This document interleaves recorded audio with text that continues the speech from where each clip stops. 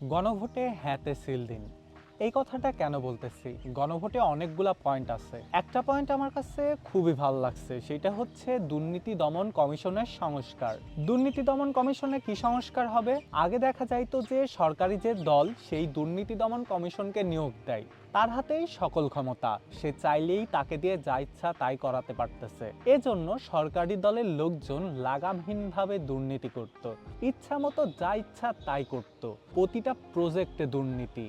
দেখা গেছে একটা রাস্তা করতে বাজেট আসছে 1 কোটি টাকা, 50 লাখ টাকাই তার মধ্যে নাই, এমন রাস্তা করতেছে 1 বছর বা 5 মাসের মধ্যেই রাস্তা আবার নষ্ট হয়ে যাচ্ছে। কিন্তু এখন যদি দুর্নীতি দমন কমিশনটা সংস্কার হয় তখন কি হবে? মূলত সরকারি দলের হাতে একক ক্ষমতা থাকবে না, তার মানে একজন যে নিয়োগ হবে প্রধান, সেই মূলত সরকারি দল, বিরোধী দল, তাছাড়া নিরপেক্ষ কিছু মানুষের ভোটে নিয়োগ হবে।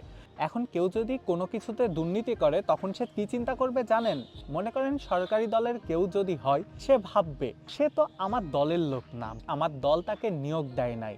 এখন সে যদি ঝামেলা করে, আর দুর্নীতির তো শাস্তি আসলেই আছে আমাদের দেশে, কিন্তু সেই জিনিসটার ভালোভাবে প্রয়োগ নাই। তাছাড়া বিরোধী দলের কেউ যদি করে, সেও ভাববে আমি তো এককভাবে জিনিসটা নিয়োগ দিই নাই, আমি যদি কোনো দুর্নীতি করি তখন তো ঝামেলা আছে। এর জন্যে দুর্নীতি দমন কমিশন যখন সংস্কার হবে, পুরা দেশের দুর্নীতি ঠিক হওয়ার একটা সম্ভাবনা থাকবে, আমলারা সব কিছুতে ভয় পাবে। এই জিনিসটাই দরকার। আমাদের দেশে কিন্তু বাইরের দেশ থেকে প্রচুর টাকা আসে, কিন্তু সমস্যা কি জানেন? এই টাকাটা ভালোভাবে প্রয়োগ করা হয় না। ইচ্ছা হইলেই টাকাটা যেখানে সেখানে যেমন তেমন ভাবে খরচ হয়ে যায়। এই জিনিসটা যদি বন্ধ হয়, দেশ কত উন্নত হইতে পারে কল্পনার বাইরে। বাংলাদেশে যা রিজার্ভ আসে সেইটা তো তার মানে অন্য সব দেশ কল্পনা করতে পারে না। বাংলাদেশের মূল শক্তিটা কি জানেন? এর জনগণ। এরা বাইরে যেয়ে আমাদের দেশে প্রচুর রেমিটেন্স পাঠায়। আমাদের দেশ এর জন্য উন্নত হওয়া খুবই সহজ।